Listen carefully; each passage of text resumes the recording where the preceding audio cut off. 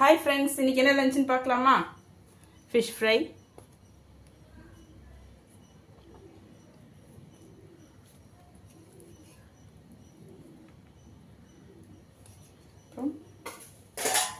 சூப்பரான ஒரு எறா தொக்கு,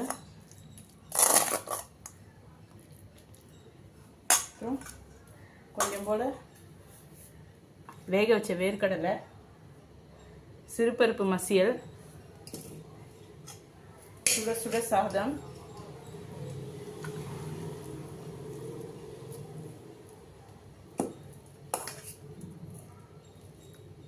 சூடான சாதத்தில் சூப்பரான ஒரு மீன் குழம்பு, கத்திரிக்காய் எல்லாம் போட்ட ஒரு மீன் குழம்பு.